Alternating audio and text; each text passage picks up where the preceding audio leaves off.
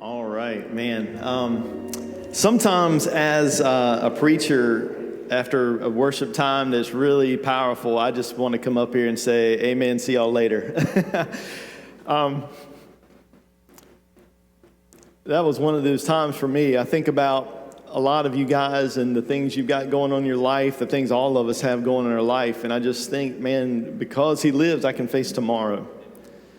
Don't forget that. You're not alone. If you're going through pain, if you're going through heartache, you're not alone. And I'm thankful for our band, aren't you? And yeah, give them a hand. And it's not lost on me today because we got some special guests here with us there on the back, on your right, my left hand over here. Chris and Lindsay and Silas and Savannah Woolard. Yeah, give it up for them. Chris was here on our very first service we ever had, our launch Sunday. He's a longtime friend of mine. He is a fellow church planter. They started a church down in Wilmington, North Carolina about 15 years ago. 10. I'm giving them more credit than they deserve. But about 10 years ago, they started a church down there, and God has really been blessing them. They've got in their own building now for a good while now, and it's just really cool to me. It's not lost on me that here they are almost 7 years later and able to worship with us, and it's such a cool thing that, you know, that very first Sunday, we had one or two people from our church family that was up here on stage leading worship, and today we've got enough to have basically two bands, and that's an amazing thing. Just see how God's been so faithful.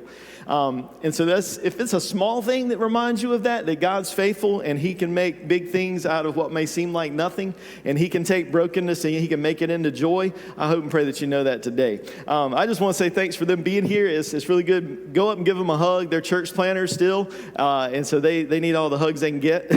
they need some love. They might not like hugs, but you'll probably get them here, so just buckle up. But I'm glad that they're here with us today. We're going to keep on in the Gospel of John. We've been going through Make Room, this series that we've been in and out of for the past few weeks. And I want to ask you a question. Maybe you're not up on the lingo, but have you ever been a gatekeeper? You know what a gatekeeper is? Gatekeeper is somebody or people who want to keep something they think is cool to themselves. And, it's like they don't want anybody to know and they get really offended. Just to give you some examples, and I don't know if any of these will hit with you or not, but one that I see a lot is do you like the Avengers movies, like the Marvel movies and all that sort of stuff? Okay, there are people out there that are gatekeepers on the Marvel stuff, and they'll come up well, unless you've been reading the comic books from the 1950s, you're not allowed to watch the movies. I'm like, okay, nerd. Sorry if that's any of y'all. I apologize. Didn't really mean it. But, then Star Wars. Where's Steve? Steve loves Star Wars, but he's not a gatekeeper Star Wars. You want everybody to like Star Wars, right? Yeah. But there are people who are like, unless you've been reading the novels and you know the canon, the backstory, you can't watch Star Wars. Okay, shut up. It's like, sorry. I love Jesus. I love people sometimes. No, I'm kidding. But there's a lot of people that want to be gatekeepers on things. And they just, it's a little bit of an air of superiority. I'll be honest, I've got a little bit of that. I like to be an early adopter on the things. I'm old enough, and I was in youth ministry, so I was one of the first, first in the grand scheme of things, Twitter users. Literally back when you still had flip phones. And you had to the Motorola Razr, which best phone hands down ever made.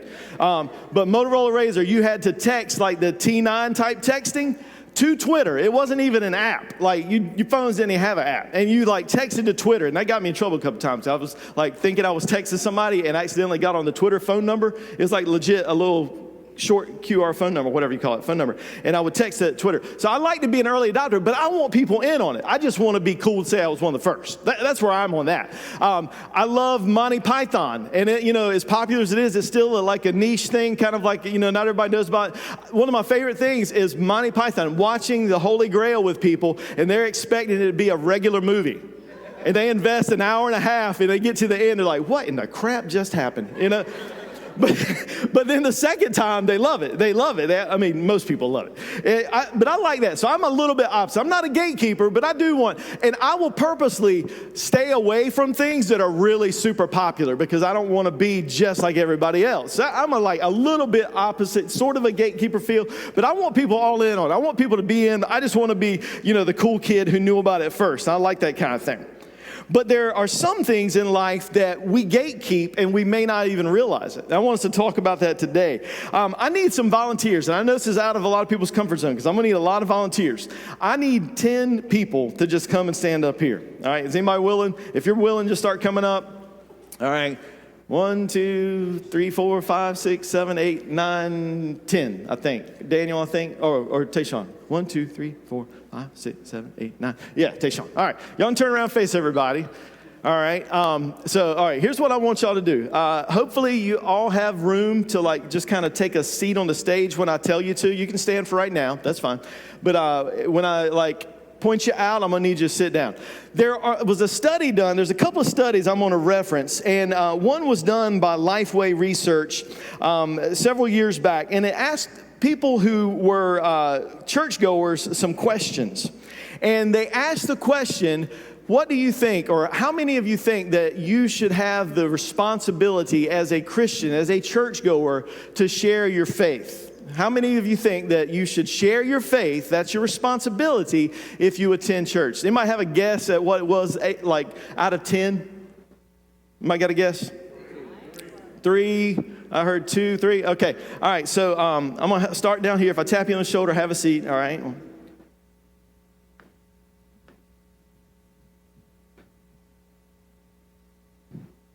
Are we short one? 8. 1, 2, 3, 4. Oh, somebody stop. Daniel, come up here. All right. All right. So have a seat. All right. Okay. So stand up, Daniel. All right. So 80% said you have a responsibility as a Christian to share your faith. All right. So 8 out of 10 said, yes, you're supposed to share your faith if you attend church. All right. Y'all can stand back up. All right. We've got a couple more. All right. So here's what gets interesting. Despite this conviction, 80% of the people, they said, yes, you should share your faith if you attend church. How many have not told another person about how to come to become a Christian in the previous 6 months? What would be your guess? Had not told anybody? 6, 7, 9? Anybody else? Okay. All right. I'm going to tap you again. Sit down if you need to. All right. I'm going to just be a little random here. All right. 1, 2.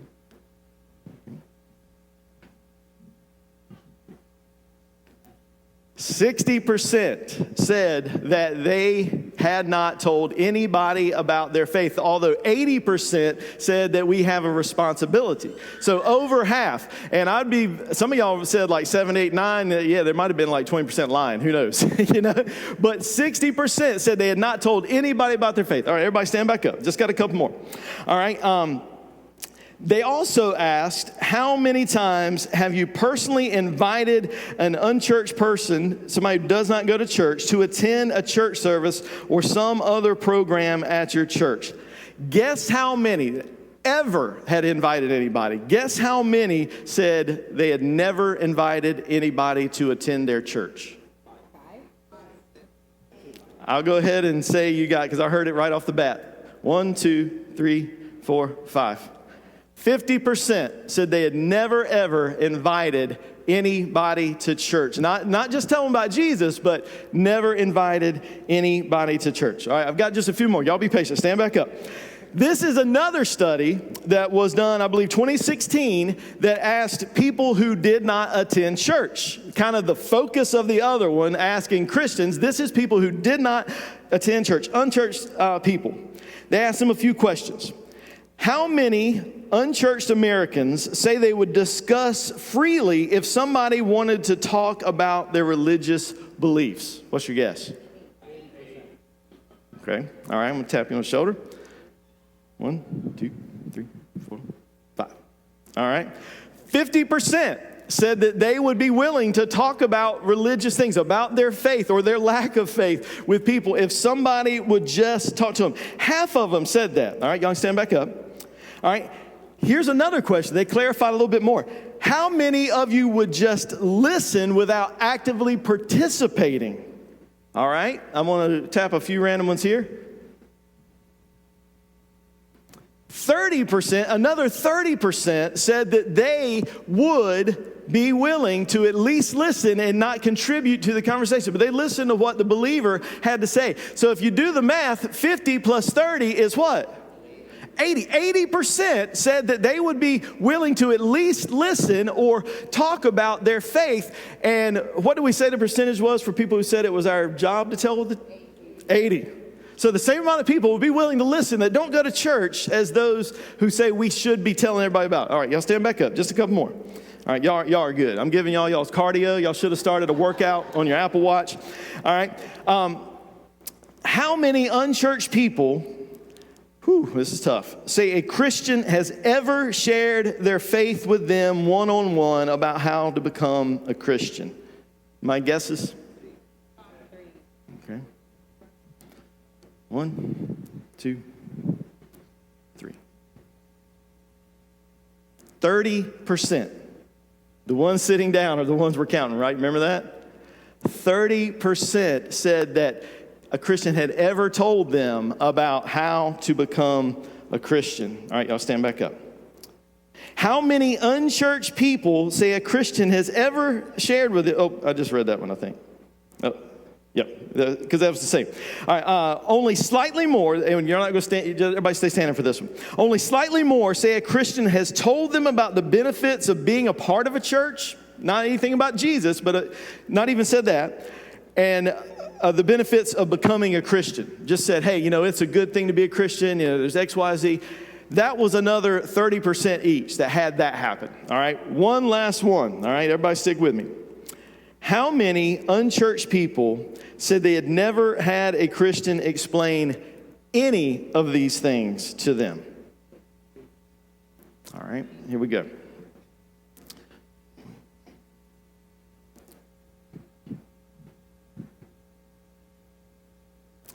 %40 said that they had never had anybody talk to them about how it's good to be a Christian, how, it's good to be a part of a church, to talk to them about Jesus. 40%, almost half, had never had any person. And we figured out at least 80% said that they would at least be willing to listen. All right, y'all give these folks a hand.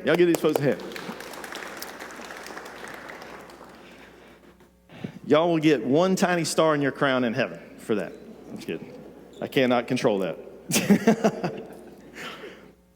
But that's kind of staggering if you think about it. And so my premise this morning, the idea that I want us to get in our heads is that the Big C church, the church sort of universal, if you will, which we're a part of, but the Big C church all across this land, all across this nation, and maybe even across the world, the Big C church can be found a little bit guilty of gatekeeping Jesus. Do you think that's fair?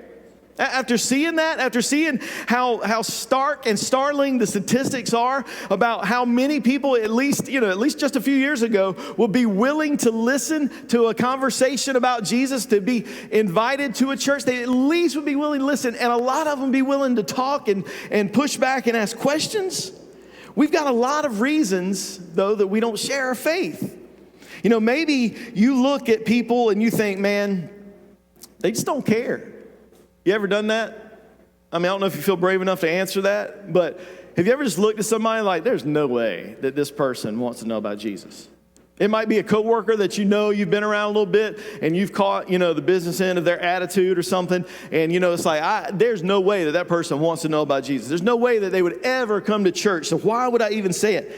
You might look at some people, and you might say that person doesn't deserve to know about Jesus. We've probably all been there at some time in our life where, because we do, and we talk about this a lot, so I'm not going to beat a dead horse, but we understand from the Bible that one sin separates us from God for all eternity. It doesn't matter. If we go through life and we've been perfect, which that's really difficult, but if we've been perfect and I tell a lie and you commit murder, when it comes to Judgment Day without Jesus, we're both lost. One sin separates us from God, but there are certain sins that have a greater earthly consequence. There are sins that have a deeper spiritual consequence, because the Bible even talks about sexual sin being a sin that sort of, this is my paraphrase, but sort of puts a wall up between you and God. And so there are some sins that have some deeper effects in our relationships, not just with people, but with God. But the truth of the matter is that nobody is so bad that they shouldn't have the opportunity to hear about Jesus. So we might look and say, oh, they don't want to hear, or they don't deserve to hear. Or plain and simple, we might just feel like I don't feel like talking about Jesus. That's uncomfortable. You know, I'm busy, I'm tired. You just don't know the week I've had. And we got 1,000 different examples and reasons and excuses. But the question is, what did Jesus say? What did Jesus say? Oh, I got to bring Jesus into it, right? In Luke chapter 10, a religious lawyer asked Jesus how to get eternal life. And Jesus asked the lawyer, what did he think? The lawyer answered, love God, love your neighbor. Now, that's my paraphrase from Luke chapter 10. Love God, love your neighbor. And Jesus commended him. He said, yeah, you're right. You're on the right track, friend. And the lawyer then followed up with a question because he's a lawyer. And he says, well, then who is my neighbor, right? But let's be honest. Before we get too judgy on the lawyer, wouldn't we want to know who exactly we need to talk to? Because it's not just assume that everybody, because this guy was a Jewish religious lawyer, basically. And so he had been raised for his entire life and for most of his ancestors' life that only the Jews could be what? Saved. And so it's a very valid question for him to say exactly who is my neighbor. He asked the question, and then Jesus responds by telling him a story. Isn't that awesome? You know, he's like, I'm not going to answer your question directly. You need to sit down and get some popcorn, buddy. You need to listen to this. And he tells a story that you're probably very familiar with, but I'll give you a quick overview about a man who was robbed on his way from Jerusalem down to Jericho. And he was sort of left for dead. It looked like he might have been dead. And a priest comes along and sees him there laying in the ditch, bloody, possibly dead, doesn't know what's going on. He crosses by on the other side. That's a little bit shocking to the listeners of this story. Why? Because it's a priest, this guy who's supposed to be a mediator between God and man. If anybody's going to know how to love somebody and help other people, it's got to be the priest. But what? No, he passes on by. You know, and he probably had some good reasons. You know, if he touched a dead body, he was unfit for his priestly duties. And so, you know, I said duties, sorry. I'm immature. But some of you are like, why did I come to this church this morning? But he said if he touched a dead body, he would be unfit for his duties. And then he might be thinking, well, I'm headed home. You know, I might have my pay from serving in the temple, and I've got this money on me. It might just be a trap for them to rob me of my money. God might just be faking. And so I don't want to get too close. And then he might have said, well, I've got a schedule to keep. I haven't seen my family in a week or two, you know, and I've got to get home and see my wife and my kids. And then a Levite comes along. He's a temple worker. He's maybe a notch below the priest. You know, he's of the same tribe of Aaron, Levi, but he's a really spiritual guy. You know, he should be. He comes along and he crosses by again where? On the other side. He doesn't go near the guy lying in the ditch. And he had his reasons too. This highway that Jesus is telling the story about is called the Pass of Blood. Or maybe to help us better understand, the highway of blood. It was so dangerous and treacherous, it literally had that name, the Pass of Blood, where people were like, you don't really want to go there if you can help it, or you want to have some protection. You want to go in numbers because of safety. So, I mean, it's not completely ridiculous, right, that they would be a little bit concerned. He's on a dangerous place, so maybe that's going through his head. And while he was important to temple worship, he wasn't quite as much as the priest, but yet what? He still passes. And then he gets to the next part of the story in verse 33, Luke chapter 10. We're going to read this on the screen together. It says, but a Samaritan, as he journeyed, came to where he was, and when he saw him, he had compassion. What's so interesting about this story that Jesus is telling at this point? Yeah. The Samaritan had more compassion, and for all these good Jewish people who were listening to this story, a lot of them probably wanted to spit on the ground.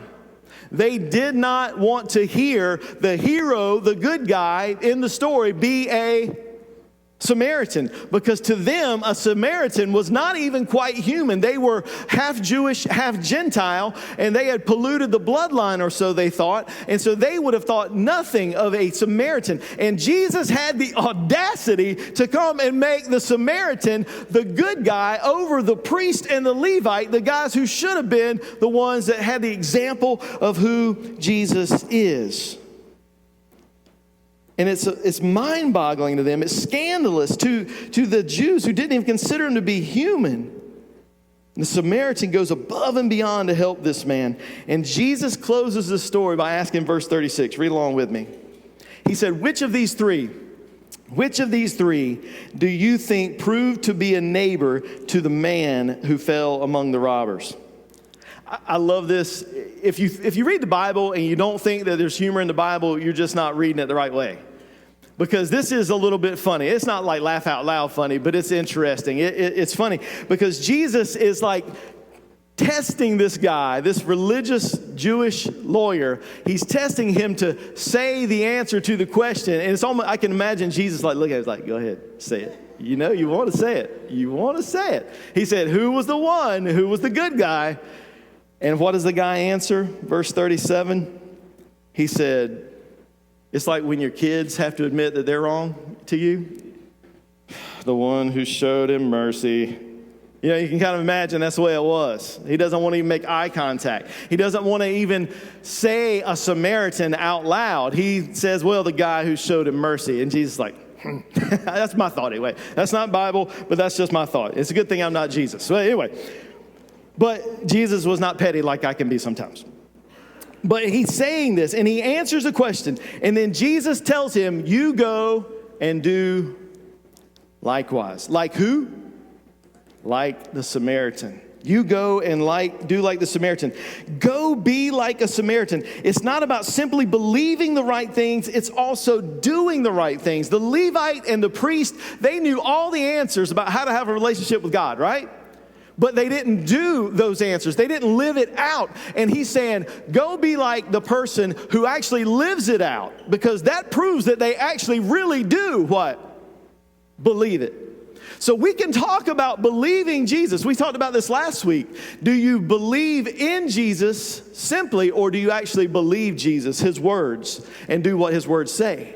He's saying here, he said, go and do like the person who actually lives the faith, not just claims to believe it. So what Jesus is teaching us about who needs to know him or who needs Jesus, the answer is, guess what? Everyone. Because even though in this story, he's using the example where the good guy is a Samaritan, what he's saying is that you think the Samaritans are so far from a relationship with the Father, but really many of them are closer than you are. So he's saying that, and it's going to take a while for them to get this, and a lot of them never got it. But he's saying, you're going to see once the church begins that everybody can come to Jesus, can come to him. Everybody can be saved. Everybody can have the opportunity if they obey the gospel. Even the people that are different from you. And so the truth is this: everyone is my neighbor. Everyone. No matter where they're from, no matter what they believe, they deserve an opportunity to at least hear about who Jesus is and what he did for them. It's up to them what they do with it. We can't make anybody become a Christian, but everybody deserves an opportunity here. Our vision statement here at Movement is this: we keep moving until the neighborhood knows and looks like Jesus. And when we say that, based on a passage of scripture like this and many more where Jesus said to go into all the world, we say our neighborhood is not just right here around this school building, because we're actually getting ready to move locations. We've got a big neighborhood, and we want to reach anybody and everybody that we can have an opportunity to love on and impact. And we want to reach everybody and let the neighborhood, the whole world know and look like Jesus. And so the point of this is, it's a little tricky, right? We don't quit working. We don't quit loving and serving and moving until when? Everybody's a Christian or Jesus comes back. Now, we know from Scripture, probably not everybody's going to become, but what that tells us is we don't ever quit. We don't quit until we got an opportunity to let everybody know who Jesus is and how much he loves them, that he died for them on the cross. So we keep moving until the neighborhood knows and looks like Jesus. But that's not all that Jesus taught us. And believe me, it's not going to take a lot longer. But we're going to actually get into John chapter 4, where we're at for our main text for this series today. And I'm going to paraphrase a lot of it for you again. So follow along and we'll read scripture together. We get to John chapter 4, and Jesus teaches us something a little bit deeper on this same idea. We see the woman at the well. And if you've heard this story, spoiler alert, where is she from? Samaria. That makes her a Samaritan. So it's got two things here. A story that Jesus told, but now a real life true encounter with a person who is from the same nationality of the hero of the story of the Good Samaritan, right? So Jesus sits down, he meets this woman at a well from Samaria. He passes through Samaria, which is also mind-boggling. A good Jew, big air quotes, a good Jew would travel a couple of days extra to go around Samaria so they wouldn't have to cross through. It was the shortcut. They're like, I'm not even going to get my feet dirty with their ground, with their land. I'm not going to do it. And so he went through, he sat down at a well, and it says, as tired as he was, he sits by the well, and this woman comes out to get water, and she comes at an odd time. She comes at noon. Most of the women would come early in the morning because it was the cooler part of the day. They would go out there and they needed water to do their tasks and all that sort of stuff. And they would come at the cool part of the day. It was a time to fellowship and catch up with friends, and they would get the water. But she avoided everybody else, and she came at the hottest part of the day to get water. And lo and behold, that's when Jesus was there. And Jesus strikes up a conversation with her. She's stunned by that. Because here's the thing. She's got 3 strikes against her. You know, according to their culture, she has 3 strikes against her. Number 1, she's a woman. Men didn't generally talk to women that they weren't married to or family with in public, but he talks to her and she's a woman. Number 2, she's a Samaritan. We've already established why that's a no-no in their culture. That not even human in a lot of their eyes. And then the third one we'll get to in just a second, but she's got 3 strikes against her. And Jesus asks her for water. He says, could I have some water? And she says, why are you talking to me? You know, you shouldn't even be talking to me, much less asking for water. And Jesus responds, he says, if you knew who I was, that you'd ask for living water.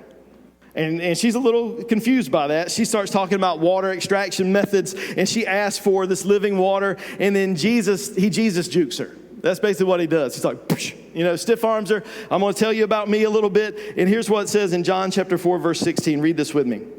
Jesus said to her, go call your husband and come here.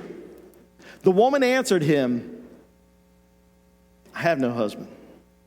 And Jesus said to her, you are right in saying, I have no husband. For you have had 5 husbands, and the one you now have is not your husband. What you have said is true. That's tough, right? She's already out there because she's ashamed. She's already out there because she's heard over and over and over again about how she shouldn't live the kind of life she lives. And who knows, she might be avoiding the women because she might have had one of their husbands before.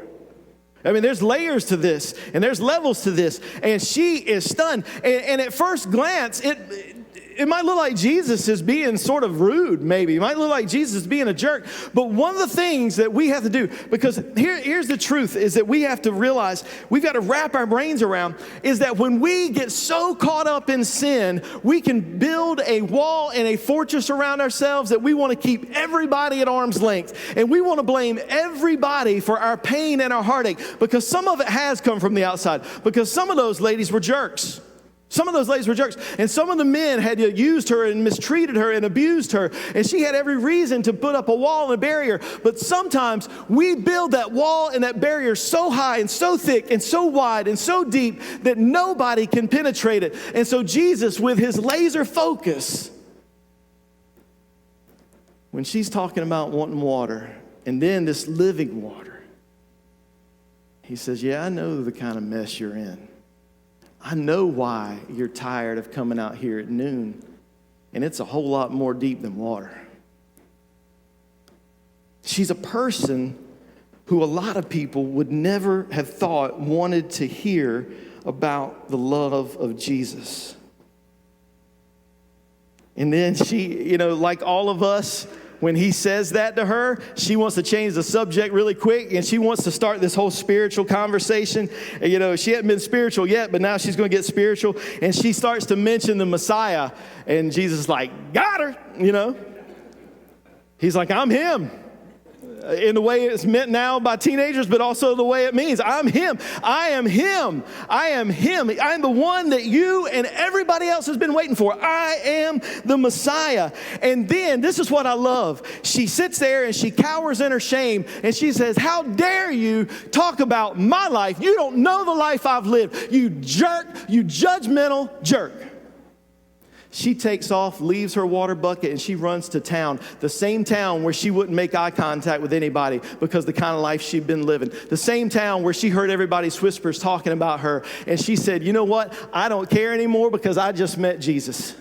And she ran to the town and she told, it says, everybody who Jesus was, that he was the Messiah that they had been waiting for. And she tells them, it says in verse 29 and 30, she said, come see a man who told me all that I ever did. Can this be the Christ? They went out of the town and were coming to him. Once again, the hero of the story is the outcast. The hero of the story is the outcast. Yeah, Jesus is the big hero. But the lower story, this Samaritan woman, this woman caught in sin, this woman that had 5 husbands, and now the dude she's shacked up with ain't her husband. This woman is the hero because she was willing to leave it all behind and run tell everybody that Jesus loves not just her, but all of them. And she runs and tells it. And so with this parable that Jesus told, the religious people were only concerned for themselves. About the Good Samaritan, they decided that the man in the ditch was not worth their time or their effort or their sacrifice. It's just too costly. I can't go over there. And so I know they need help, but I'm not going to go. And Jesus is communicating that powerful truth that it's more than just that story. It's about who are you willing to help and share me with. Their fears were real, And so I want to say this. If I've lost you, if you've tuned out, let's see this next slide here. Your fears may be real, but you're called to action. I'm not making light of your fears and your worries and your feeling insecure about sharing Jesus with people. I have them too. I have plenty of reasons why I don't want to tell people in and about my daily life about Jesus, or my friends that are going through something that I know Jesus is the solution. I have all my reasons, and we all have our fears, and they are real, but we are still called to action. We've got to tell people that Jesus loves even them. But the problem is that we assume we know the entire story, right? When we meet people, when we come in contact with them, we know the whole story. The Good Samaritan, it's probably a trap, The Samaritan woman, she knew, right? She was so messed up. There's no way.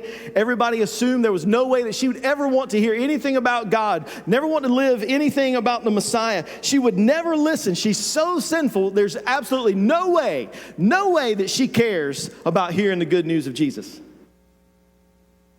Haven't we answered that question for a lot of people? Just because of our preconceived ideas? The Samaritan is the example for all of us that we're to love everyone enough to share Jesus with them. The Samaritan woman becomes one of the most effective testimonies we see in Scripture. The entire village came out to meet Jesus. And so I want you to put this idea in your brains. Don't limit who can come to Jesus because of your fear and your preconceived ideas. How many people have I passed up who were just yearning and begging and wondering and wanting to know the gospel, the good news about Jesus, but I looked at them and I said, nah, there's no way they care. There's no way they want to hear.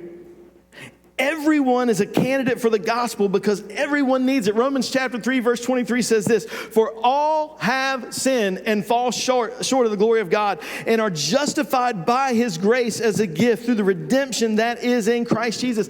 Everybody sins, so everybody should hear that there's a price that was paid for their sin.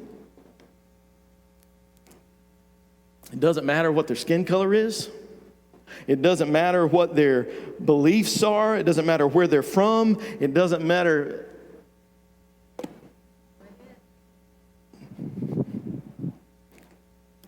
It doesn't matter how they vote.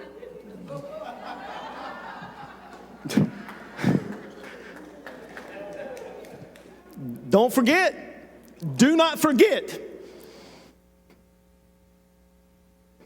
These people with skin on them are not the enemy. Our enemy is not flesh and blood. Our enemy is the devil who is trying to divide us, and he's trying to use a lot of people to divide us. And so everybody deserves the opportunity to hear the gospel. It doesn't matter what they look like, what they think, how, it doesn't matter any of that. If we've got an opportunity to influence somebody, we need to show them the love of Jesus. The parable of the sower, Jesus tells a story about a farmer who was scattering seed, and he makes it clear later that the seed is the word of God, and that the different types of soil that he casts the seed onto are different types of people, different types of hearts, and different scenarios and situations. And he tells this story, but what he teaches is very vital. It says that the sower is going, the farmer's going, and he is scattering seed. He's throwing it out. He is broadcasting it. He's throwing out wide and far, and he's letting the seed and ultimately the Holy Spirit do the work. But you know what a lot of my seed scattering looks like?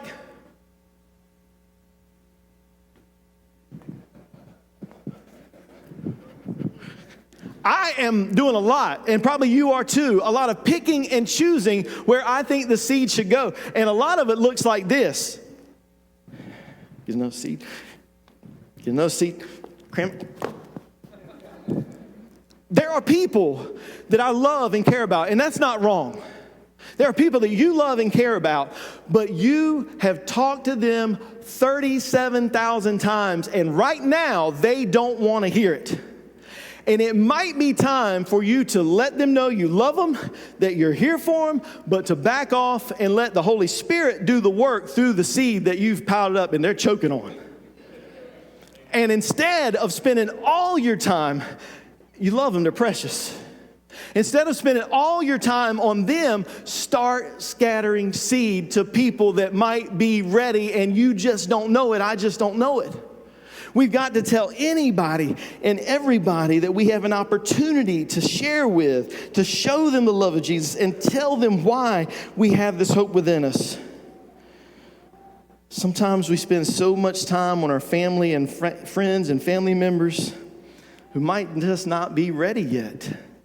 So we love them, we share seed, and we let the Lord do the work.